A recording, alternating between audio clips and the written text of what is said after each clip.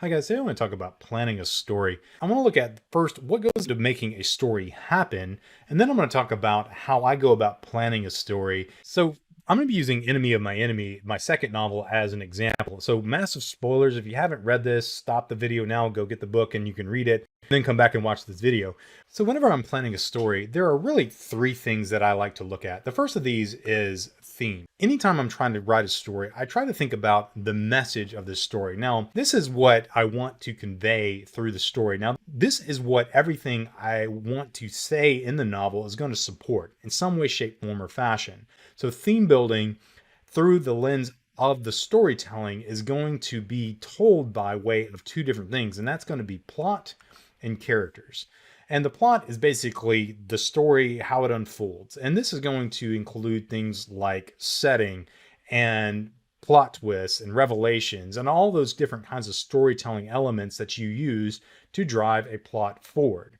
And ultimately, the plot interacts with characters. The characters are going to have character development. They're going to go through struggles. They're going to go through conflicts. They're going to be having something that is going to develop that character for better or worse, but you're going to have some kind of character change that's going to be driven by the plot elements of the story and how the characters interact with various aspects of your plot. So I like to think of these two as axes.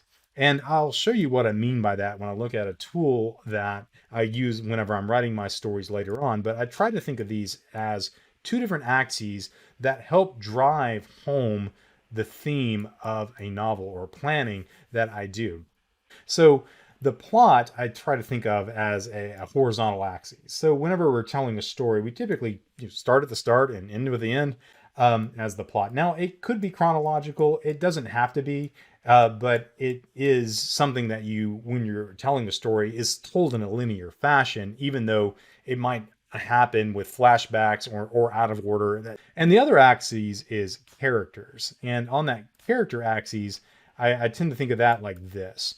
And what I will do whenever I'm writing my characters is I will put down my character 1, and I'll have my character 2, and I'll have my character 3, depending on how many characters I have. Now, each one of these various characters is going to have their own subplot, essentially, that they have that unfolds their character development. So as a story progresses, character 1, character 2, and character 3 are all going to interact with the plot differently. So at a given point in the plot, you're going to have these kind of intersections right here. So at this point in the plot, this is how character 3 is interacting with this plot. This is how character 2 is interacting with the plot. This is how character 1 is interacting with the plot. Then at this point, you have another one. And it's not always the case that a character will start at the beginning of the story. Your character might be introduced later in the story, and so you might get first introduced to another character at some point later. Say at this point in the story, you meet character 4, and their arc really starts right here. And so the first time you meet them is at this point in the story, and so on. But at the end of the day, what you end up with is this kind of grid where you have different aspects of the plot and your characters' interactions with those plots. And this helps me to see how the character is being developed over the course of the story, and it shows me places where I might have left out a character, or I might have an underdeveloped character, or an overdeveloped character, or a character that has no development at all. And what I like to do is, when I'm thinking about it in these terms, is to fill in the interaction of the plot with the characters themselves and talk about how that shapes the characters building over the narrative of the story. This is why I look at these various aspects in this way, to try to get an idea of what's going on in the story. And ultimately, all of this right here is going to support whatever it is that I'm trying to communicate by way of the theme of my storytelling. So this model of planning a novel is the one that I try to employ. And so I'm going to try to show you how I do this, and then show you the tool that I use, which is really nothing more than an Excel spreadsheet that looks like this, but it will help me understand what I want to do with my novel. And once I kind of have an idea, I then am able to translate that into more something that's going to be more of a story outline or a story itself. And then I start writing the story once I've gone through this exercise. So, whenever we think about themes, themes are ultimately what is the message I'm trying to convey through my story. With a story, you want to have a theme, but you don't want it to be on the nose. You want it to be experienced by the reader as they read your story or listen to your story being read or being told. So, it's ultimately what is the message that I'm trying to convey. And in any given story, there might be multiple themes. Now, shorter stories are going to have fewer themes, but a novel will typically have multiple themes that it's trying to unpack. And this is why I like to start here. So, with my novels, I will typically start off with a 3 or 4 large overarching themes that I want to incorporate into my story. There are a lot of different kinds of themes. Now, 3 that are very common in modern literature are moral themes. These are right and wrong type issues, and it looks at them not so much through the lens of is it right or is it wrong, but through more of the lens of moral ambiguity, as that's a really kind of modern way to look at things and try to get away from black and white morality and look at things through a more nuanced lens to try to understand them. Another common one is political themes. This is really common in speculative fiction, like science fiction and fantasy. It likes to create constructed worlds where that have political dynamics that have analogs in the modern world. Life lessons. They're going to be dealing with things like courage and esteem and love and loyalty and all these different kinds of things that you might learn through the lens of the characters that you're reading about. In any case, all of these are underscored by values. And values are those kind of principles that we think about. And so whether they're moral values or political values or life values, ultimately, these are going to be what drive the conflict of a story. And so, however, your characters interact with these values is ultimately going to be what shapes their character development and also is going to inform the plot that's going to help the character develop over the course of the story. And ultimately, some of these values might come into conflict with one another, and that has to be resolved through the course of the story as well. But ultimately, if you can pin down what these are in the course of your thematic development, it will help you understand what the conflict of your story is going to look like and how you're going to want to use that to write your characters as well. The first theme that I worked with in my second novel was identity. And this is more of a philosophical theme in dealing with the way that identity impacts a person. The thing is about identity in philosophy is basically the essential properties as how they define a person, and also what is the relationship between that which is identified by a given identity and how that is deterministic, how it's not deterministic, and how things can change and not change, and so on. So the main character of the book is Cameron, and he is wanting to not be a paladin anymore. He wants to retire and he wants to get out of this, and the role has defined him for so long, he kind of wants to essentially change that role. And so he has to come to grips with being a paladin and getting out of that role or staying in that role at some point in the story.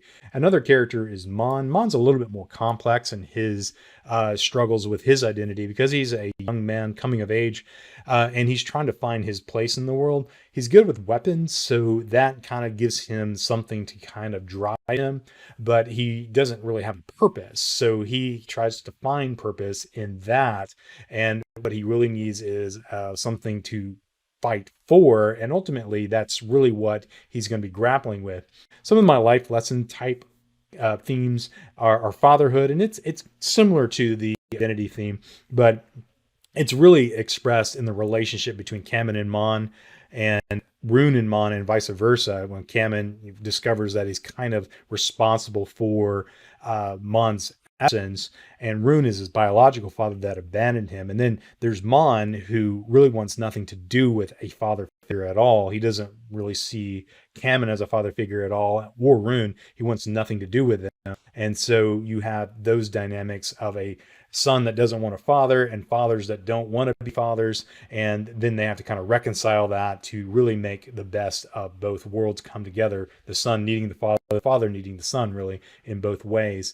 And then of course there's loyalty, and the title of the book, Enemy of My Enemy, kind of starts getting at this whole idea of loyalty, because a lot of the conflict in this story is interpersonal conflict between characters that are really loyal to other characters in the book, but they're not trying to kill each other per se, but they are antagonistic to one another because of the relationship to one another, but they have loyalties to other characters who are friendly towards them. So you have this a lot of these adversarial relationships that are also brokered by a friendly relationship. And the main character that's kind of caught in the middle of it all is Ratana. She's loyal to Kamen, she's loyal to Tolkava, she's loyal to her son and her mother and some of the other secondary characters that aren't in this list.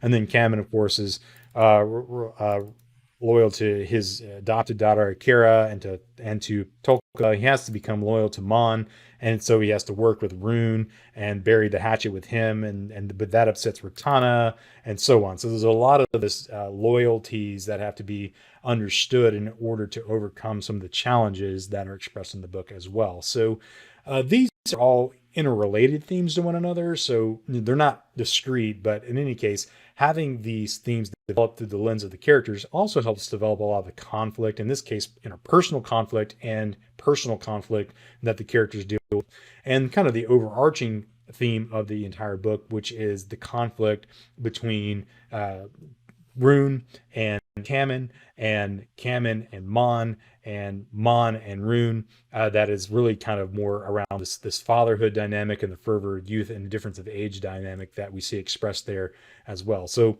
a lot of the conflict is going to kind of emerge from this. So these are the themes I have in that book, but ultimately when I look at these through the lens of the characters, what I'm going to try to do is say, okay, this is how I kind of envision this character developing over the course of the book.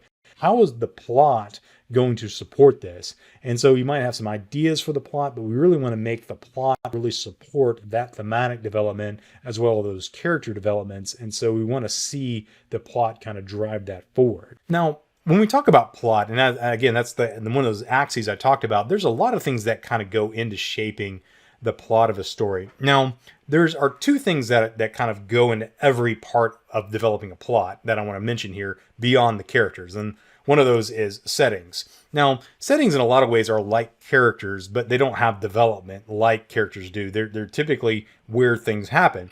Now, in my genre, I write fantasy, so I have a setting that is a speculative world, but a world's a big place.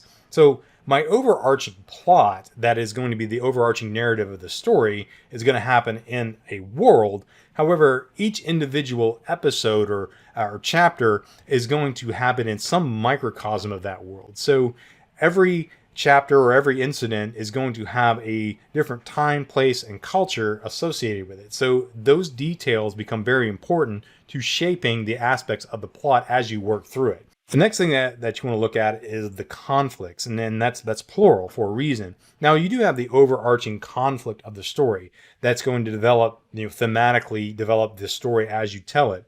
But the conflicts have the overarching conflicts as well as some smaller conflicts that are generally a part of the subplots of your story, which are going to be personal conflicts and interpersonal conflicts. Now, personal conflicts are going to be things that a character struggles with internally. Then you might have interpersonal conflict, and this happens whenever you have characters that butt heads with one another. But you have multiple levels of conflict that you're going to have to be shaping in your story, and so you want to be able to write that into your story and think about that as you develop the plot of your story. And of course, there's the plot structure itself. Now, typically a plot structure has kind of four elements to it.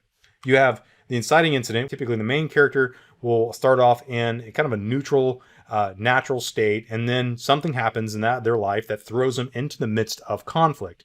After the inciting incident happens, then you're going to have different plot points. These are going to be revelations, plot twists, different kinds of run-ins that the characters deal with as the plot unfolds. All of this moves up towards a climax in the story. Now, the climax of a story is where all the conflicts that you have, the personal conflicts, the interpersonal conflicts, the overarching conflicts of the story come to a head. There's a winner, there's a loser, and then ultimately what comes out after that is the resolution. And this is where you talk about what happens kind of in the immediate aftermath of the climax of the story. It's typically some aspect of winning and losing in most modern novels. So even though the conflict is such that the protagonist actually wins, they actually lose a lot in the process of that, and they grow through that. Again, it's not black and white, but you have this kind of aspect of winners and losers as you develop your plot. So a plot typically goes something like this. On the axis, I made it look flat, but ultimately a plot starts with the inciting incident, and that's, I'm going to call that I down here. And as the plot moves forward, you have building action. So it starts with the inciting incident, gets the character or characters on their journey, and it's not linear. It goes up to some kind of climax. So I'm going to put that up here, right, to see. It's not just a linear journey where it just builds linearly up to that. So typically you have an inciting incident, and then it has some kind of falling action. Then you have another plot twist that's a falling action, and another plot twist that's falling action.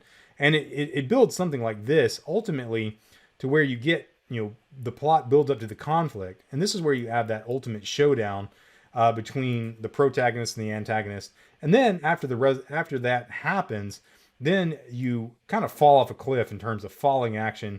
And then you ultimately have the resolution down here. Each one of these kind of hills that I've drawn right here is a plot point that I like to call that. It's something that is going to be a revelation. It's going to be some kind of fight. It's going to be some kind of disagreement. It's going to be something in the story that's going to bring the plot forward. But what you really don't want to do is have the climax too soon.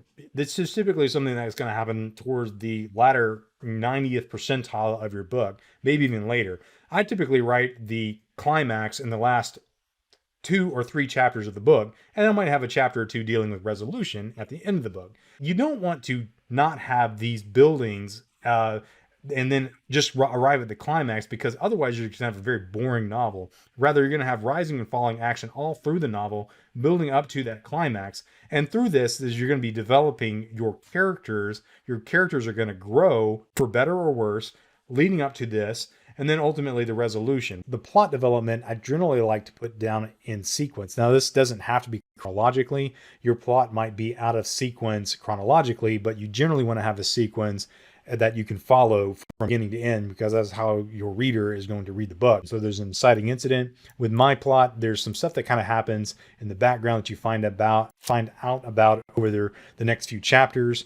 And then through the next few chapters, really the bulk of the book is going to be developing the conflicts, and there's going to be plot twists and a lot of other stuff that goes on in that. And there's going to be stuff that happens building up to a climax where there is ultimately a fight that happens between Kamen and Mon, and Mon and Kamen are reconciled, and ultimately Kamen is able to find his protege and accept his role as a paladin in Mon, and Mon is able to accept Kamen as the much needed guide that he has been looking for, even though he didn't really admit that he needed one. And so this is not mapping onto chapters. Some of these events happen over several chapters. Some of them are single chapters. And then there's some chapters that end up in the book that aren't explicitly expressed in the plot development, but they're needed in order to kind of bridge different plot points together so that you have the transition from one plot point to the next plot point. They won't be. So when we talk about characters, we're really talking about your main characters. Now, there will be minor characters in your story that will interact with your main characters, and they may or may not be important. But we're talking about the main characters of your story that are going to be introduced at some point in your story, and they're going to have a arc in that story. Now, you don't want to describe their appearance. Now, I bring this up mostly to talk about their appearance, because you do want to talk about this so that they are developed in the mind's eye of your reader. So when you're reading the story, you want to know things about, what's their hair texture? What color is their hair? What color are their eyes? What color is their skin? Are they older? Are they young? Are they muscular? Are they lean? Are they overweight? And it could be that if you're dealing with fantasy like I do, are they in a fictional race? They're blind. Maybe they're missing a limb. Something like that. All these things are going to help envision that character in the mind's eye of your reader. And that's going to be important. What you don't want to do is go overboard where you're talking about their fingernail length or the number of buttons they have in your shirt. If you're going into that level of detail, you've probably gone too far. But having enough detail and inserting that as appropriate will help shape the character in the mind's eye of your reader. Another thing that you want to look at is the backstory of a character. What this does is it helps describe where they came from when they're introduced into the story. Prior to that, what's their family dynamics like? What country are they from? What culture are they from? What planet are they from? If you're writing something like science fiction, what race do they come from? You can include those to help shape the character and also frame their point of view and their conflict. Writing the backstory of the character doesn't mean that you include that in your story. You write this for your reference, not for the reference of your reader.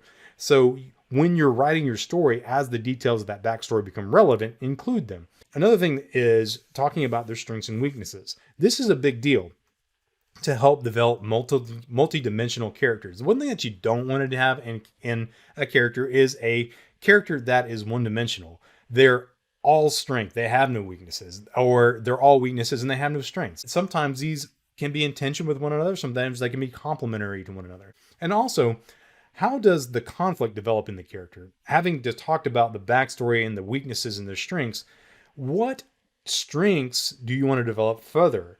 Or what weaknesses do you want to develop further in terms of the conflict in the story? And so these are going to be the personal conflicts that the character deals with.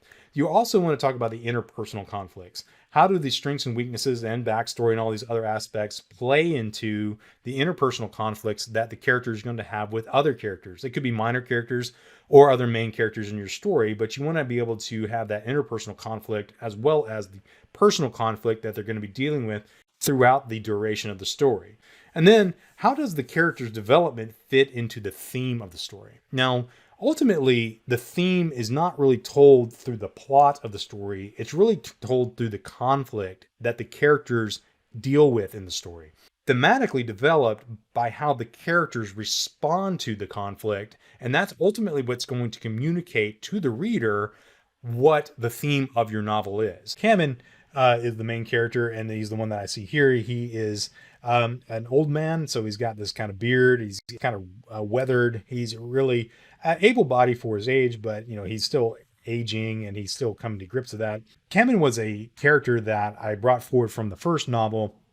And so the backstory here is really one that you get in the first novel. It's just talking about, where he was born and what his family life was like and kind of what happened there.